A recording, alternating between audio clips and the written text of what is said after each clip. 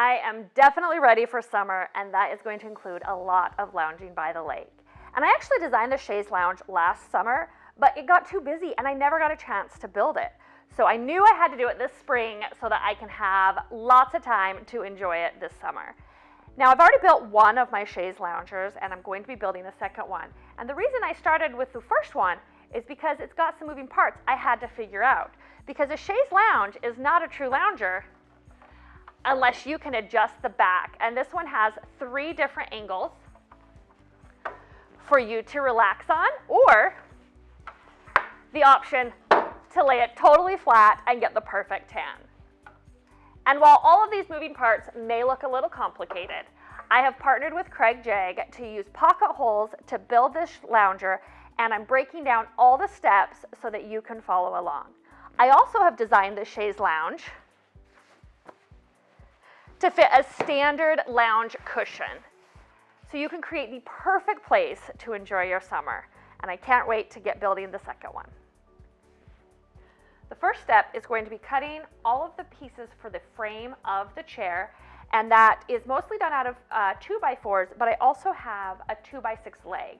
Now, the Chaise lounge is designed to match the style of the other outdoor chair that I have on my website, and I'll put a link to that below so you can have a matching set if you want. And the back leg is a 2x6. It's kind of a modern Adirondack style look. And this one is cut at an angle. Now, the measurement is going to be a little tricky because it's based off of the inside of your angle.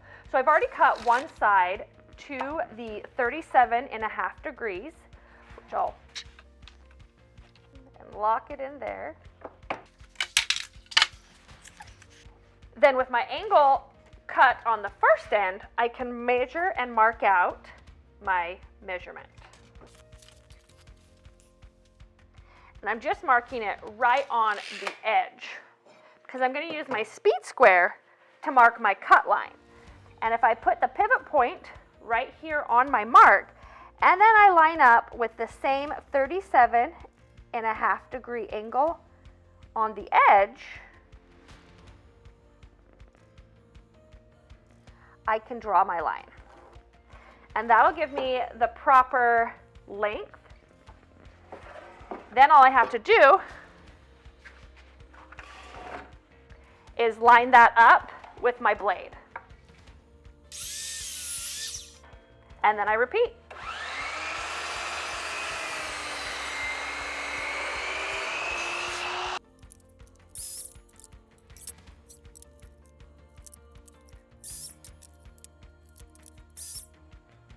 With all the pieces for the base cut, I'm going to add pocket holes so I can build the sides and the front, and then we'll put it all together.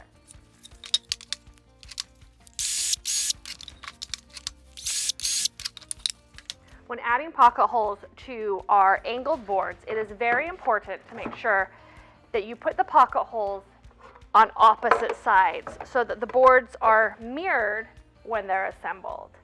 So I found the 2 sides that I wanted for the back, and I'm going to mark those so I make sure I get the holes in the right side.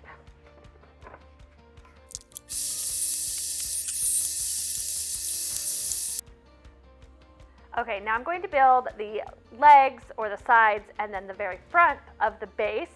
And since all of these are done with 2x material, which is 1.5 inch thick, I'm going to be using the 2.5 inch blue coat screws. Now the blue coat are used for any outdoor projects because they are protected from corrosion. So it's very important that you use the blue coat in this project so we can use these outdoor lounge chairs.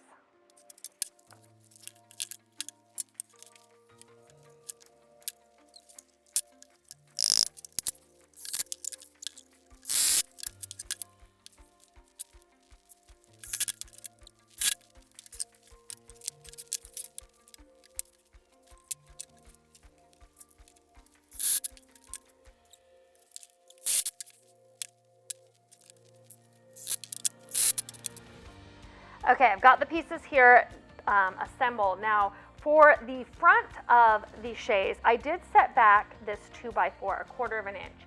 And to make it super simple, I actually just used a scrap of a 1/4 inch piece of MDF to set that back.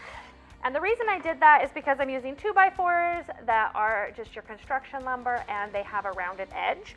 If you're not using a rounded edge 2x4, you could leave it flush with the front. I just like the way it looks. Also for the legs, very important, again, to make sure they're mirrored. So the inside is flush with the inside of the arm and they're completely mirrored. So when I go to assemble them, I don't have two of the exact same legs, I have two opposites. So I'm going to cut my 1x4s, which are going to be the rails, and this is the trickiest part. If you have extra hands or lots of clamps, to get this whole thing put together, it's very helpful. So I'm going to, like I said, cut the last two pieces, and then we'll start assembling.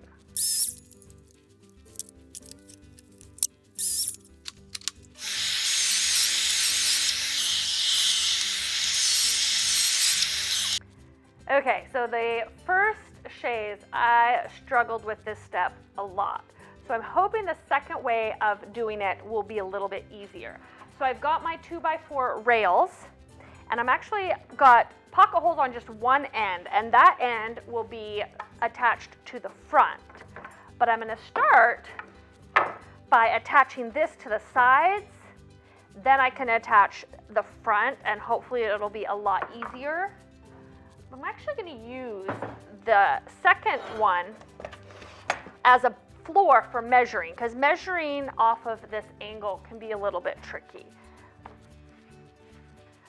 Okay, so from the floor to the top or the bottom of my 1x4 rail is going to be 8.5 inches.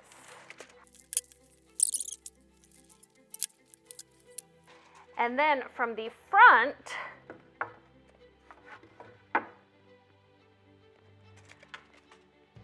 I need this to be 30.5 inches.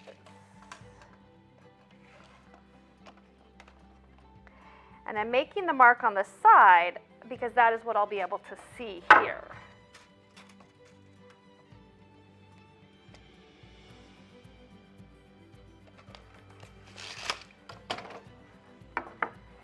So I should be able to line that mark up with the side of my 2x4. And everything should line up nice and straight. And in order to attach these, I'm going to be using one of Craig's newest tools.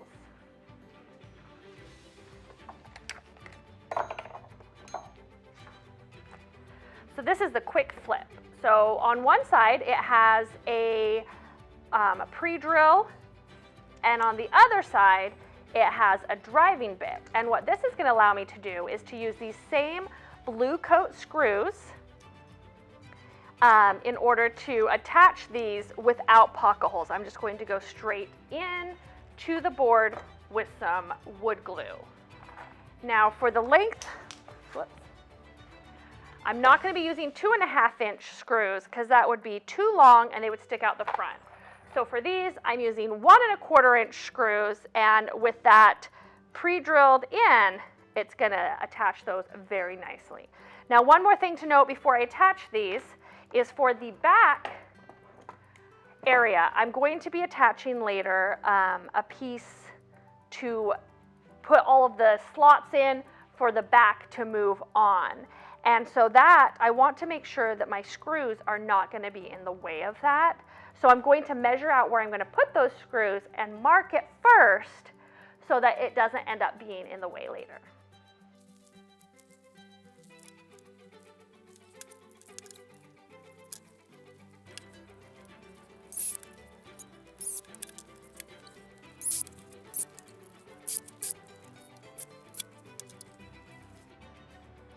Moved everything to the ground, and now comes the tricky part, is getting all the pieces together. They're a little wobbly on their own, but once they're all attached, we're good. So the front of these 1x4s are attached to the assembled front piece, and then the back legs are attached together with a 2x2. I'm using the longer 2.5 inch pocket hole screws for the 2x2 on the back, and I'll be using the 1.25 inch for the front since I'm using the shorter wood. And I think what I'm going to do is actually start at the back and attach this 2x2 That way I don't, because it's kind of back heavy, I don't want these to wobble around when I'm trying to attach it to the front. And for the first one, I'm just going to lay it down.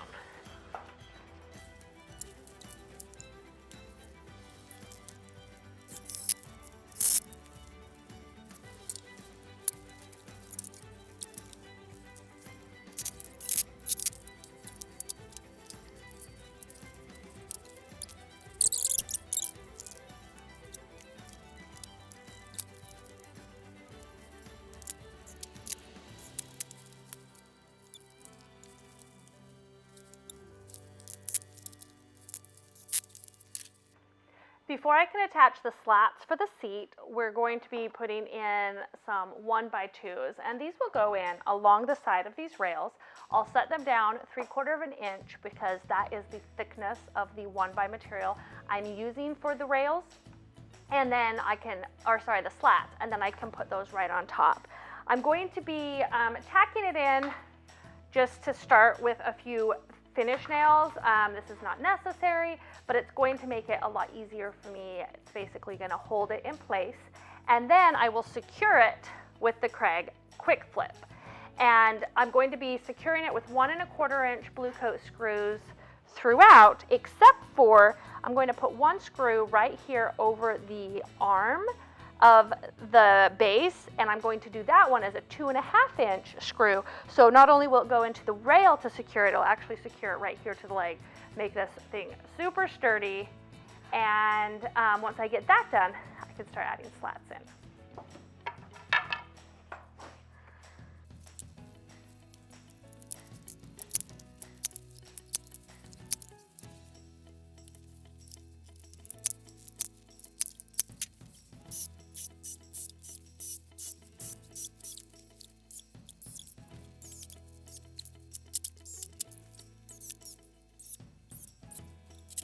Ready to add all the slats in here, and I'm going to be spacing them 1 inch apart. So I cut some scraps into 1 inch pieces so I can use those as spacers. But before I can start attaching them, this first one, if I just put it in flush with the very front, I have a 1 3/4 inch gap here, and I really want it to be a 1 inch gap so it's just seamless with the rest. So I'm going to notch out the front of this front slat. You can do this with a jigsaw, a bandsaw. I'm going to use my bandsaw, and I'm just going to cut a little notch so that I have a 1 inch gap instead of a 1 3/4 inch gap, and then I will lay the rest of my slats in all the way up to the end. Now for these slats, I am going to be attaching them with pocket holes. They will sit on top of this, but I'm going to be using pocket holes just to make sure that they're nice and sturdy. I find with nails and glue, sometimes outdoors, those tend to come up. So I'll notch this out, add pocket holes to all the screws, all the slats, and then I found the easiest way to do this, because you do have to do it from underneath, is I'm going to space them all out, add a single brad nail to secure them in the center all the way down. Then I can turn the entire lounge up on its side to make it a lot easier for me to attach things.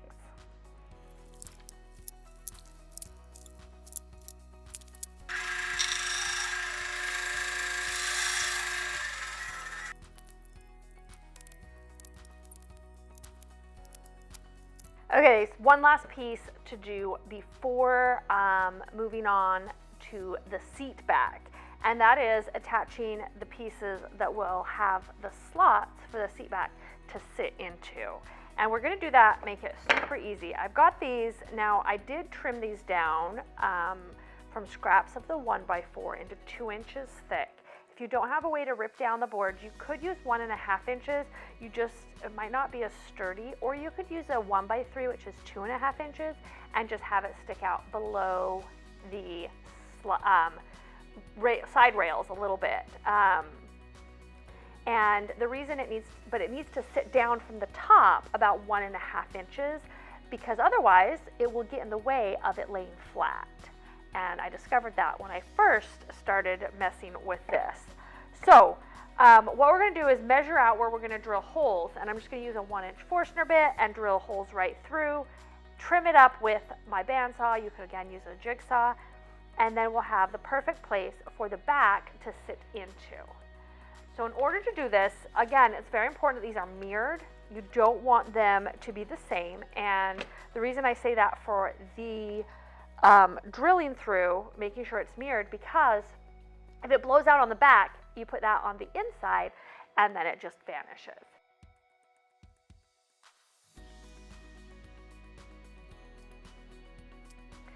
Okay, so I've got my 3 points where I'm going to be putting the holes, and I'm going to mark down a 1/2 inch.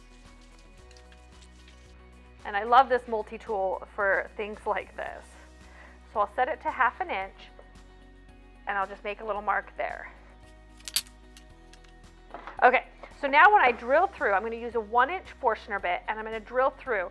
So at the top, it's basically going to come to the top of this. Then from the other mark that I made, I will draw a line from that to the side of the circle, trim that off with my bandsaw or jigsaw, whatever, and that'll give me basically just a little slot to slide my dowel into later.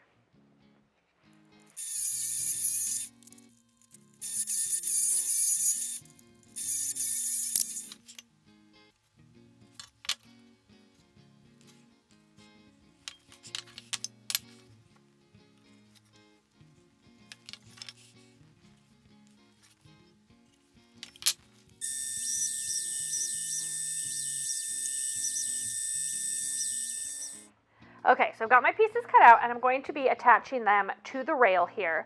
And I'm going to set it down 1.5 inches from the top. So with my 2-inch piece, it'll be flush on the bottom.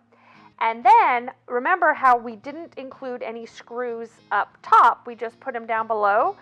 When I put the screws into this section here, I'm going to make sure to use the 2.5 inch.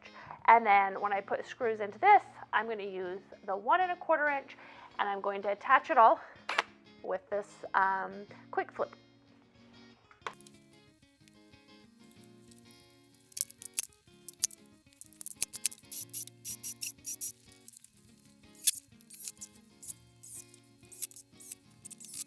I'm going to make sure to clean out all of the glue that's inside of this so it doesn't get in the way, and repeat on the other side, and then I'll be ready to make the backrest. Okay, I've cut all the pieces for the backrest.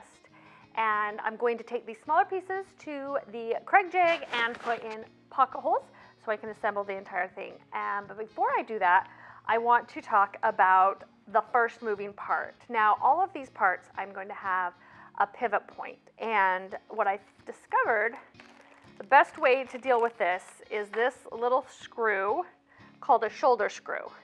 So it's got a section that is a specified width, that doesn't have any threads or anything. It's going to rotate, and then it's got a threaded end, and this is like a machine screw.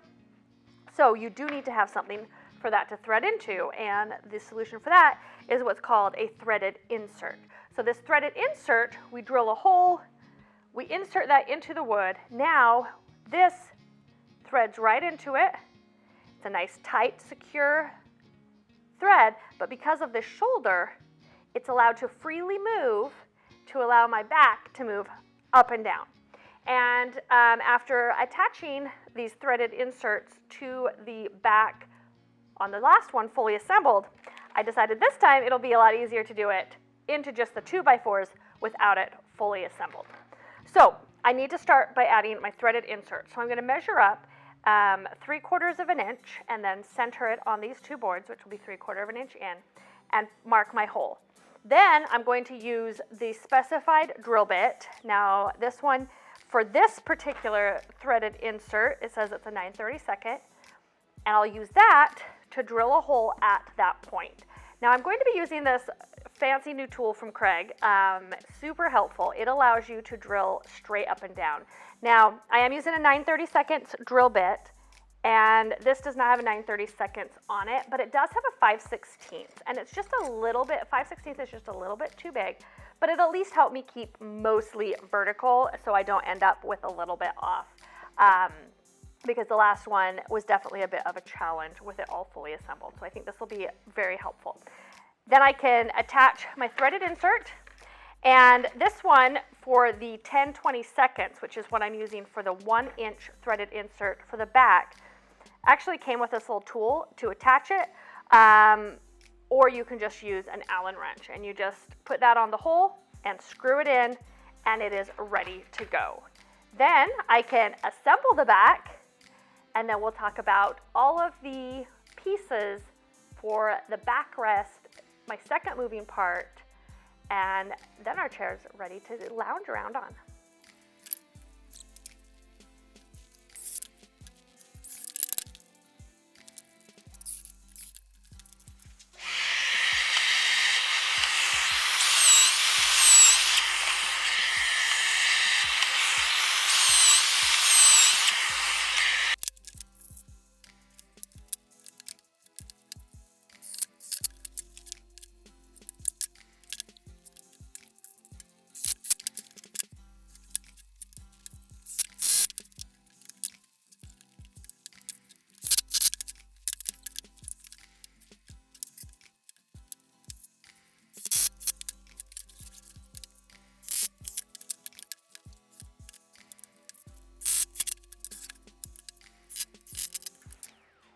Okay, the back is all done, and I really love this design. It gives you lots of support right here for your back, but I've left lots of open space, which makes it a little less heavy, and I just think it looks really cool. So next step is going to be creating the second pivot point. So the first pivot point we've already attached here. The second one we're going to be using some 1x2s for. Now I've got 2 1x2s cut. And the first one we will be attaching right here to the back of our backrest. And then the second one will attach to it with a second pivot point. We're going to put a dowel in the back here, and that will sit in the notches that we already drilled and attached to the side rails. And before I get attaching these, I'm going to actually round them over. Now, these ones here, I'm rounding over just one edge because they will attach flat here. It'll make it look really nice, and you won't have a sharp edge. The other two, I'm going to round over both sides so that it has no corners here. It'll make it so it can pivot. You can't use this without being rounded over because it won't be able to move on the pivot point. And then the other end, I'm just going to be putting the dowel through, and so I just want it rounded over. I think it looks a lot nicer. And to do that, I've got super simple compass, and I'm just going to mark out where I want to round those over. Then you can cut that rounding off with bandsaw, jigsaw. I actually prefer to do my rounding over on my sander. It's fast, and I feel like I have more control over it than with a saw. So I'm going to get that done.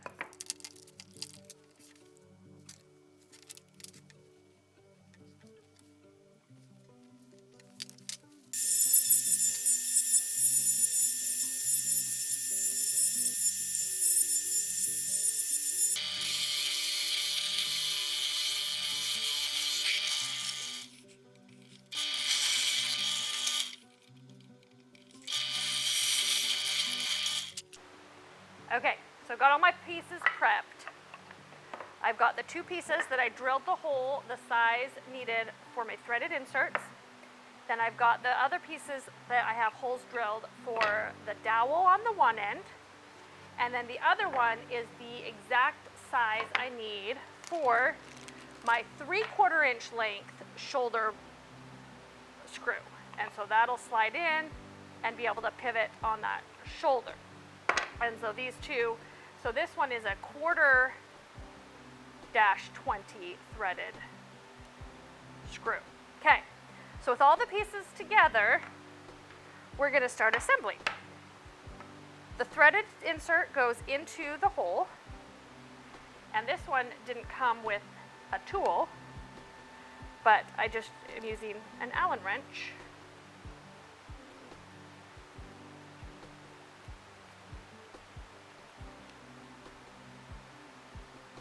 And it's pretty easy to just screw that into the hole that was drilled. you want to make sure it's fully flush so it doesn't get in the way. Even a little bit further than flush.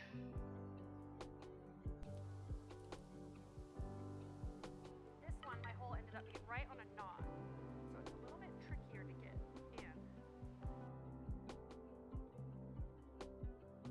in. Okay, so these I'm going to attach right here with the threaded insert facing out.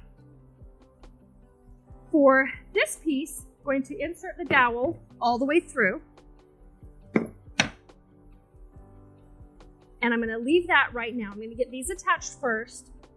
Then I will double check my measurements. Obviously, it's always better to attach this to the measurement. And I'm actually going to glue that dowel in.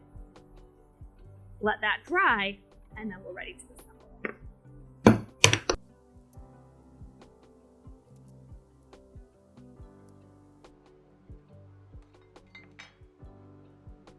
Measured out where I'm going to put my screws so it doesn't interfere with my pin. And then I'll measure out where it goes on the back of the chair. And all these measurements are going to be in the post on amzn.to. And to attach these, I'm going to be using the quick flip tool again. And because we're going through 1.5 inch into the 2 inch or 1.5 inch thick, we're going to be using the 2 1/4 inch screws. Now that I've got all my measurements set, I'm ready to glue it in and secure it.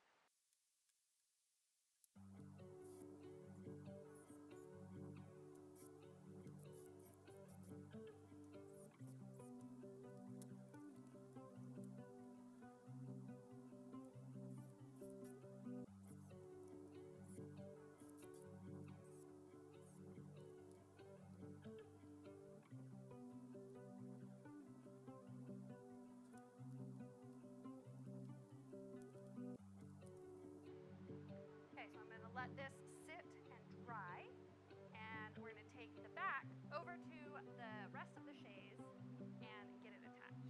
This in, we're going to drill the holes for our next shoulder screws, and those we're going to measure and mark on these rails.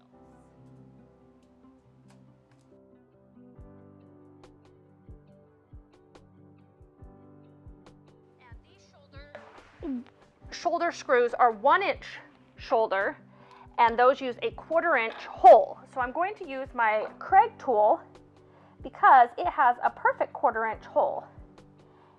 And if I actually line it up on the top, and then it's got these little marks, it's going to give me the perfect spot to drill. Perfect little drill. Do it on the other side.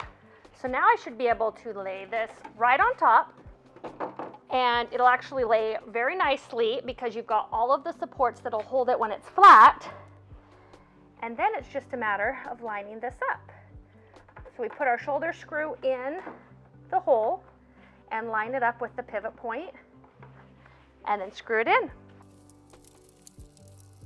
And now I have a free moving back. I'm going to let the other piece dry fully before I attach it, and then it's just as easy as attaching it to the pivot points that are already there, and our chair is all done. And just like that, my chaise lounge chairs are done. This was a really great weekend project. I've broken down all of the steps on the blog, housefullofhandmade.com, so you can follow along. They're human and pet approved, and will have you ready for summer in no time.